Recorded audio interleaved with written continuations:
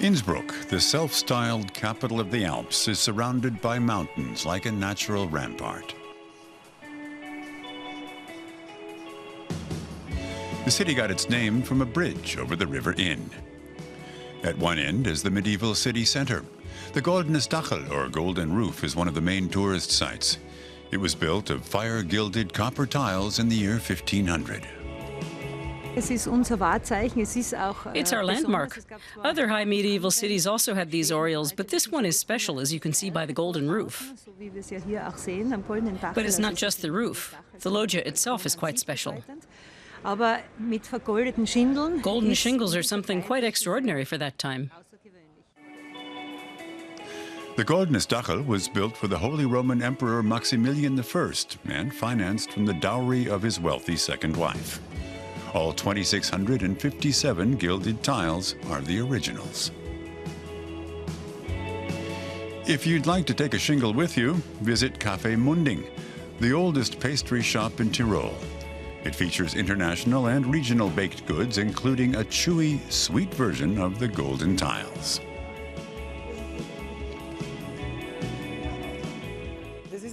My brother came up with the idea for a praline. He said, we've got to offer something special from Innsbruck.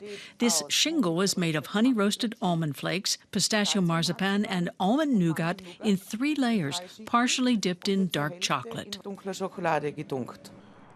Another aspect of Emperor Maximilian's legacy is found in the court church, the black marble cenotaph, a tomb without the emperor's remains.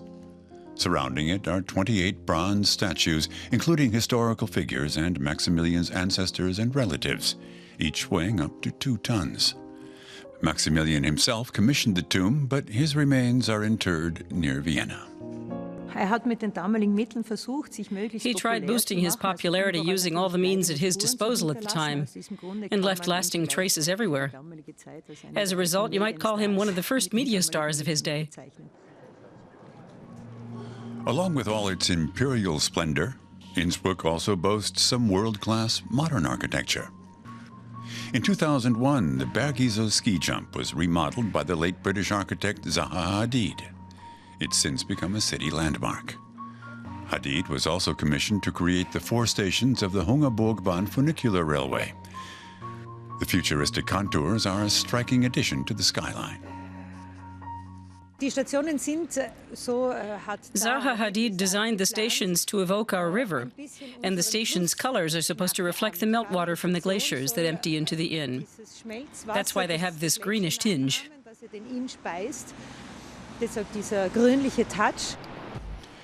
It's only 10 minutes on the Hungerburgbahn from the city center to the top station on the mountainside.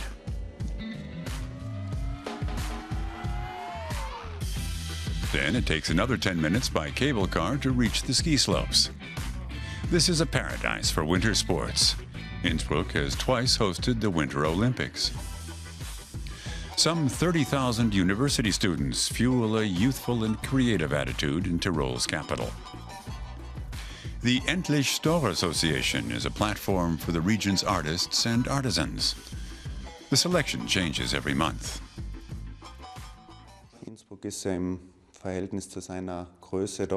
Innsbruck has a lot going on relative to its size. And it has a certain tradition in arts and crafts. The many students and people coming and going have made it a dynamic place. Gourmets in search of typical Tyrolean cuisine are best served with farmers' fare, pastries, and noodle specialties. Locals often cook with regionally sourced ingredients, and that applies to the national dish as well. Tyrolean Grüstel is a classic main course. Fried potatoes, boiled beef, onions, fried eggs, all ingredients you'd normally find in a well-stocked kitchen. And Tyrolean Grüstel, or filled pastries, are even tastier with a panoramic view of Innsbruck shining under the alpine sun.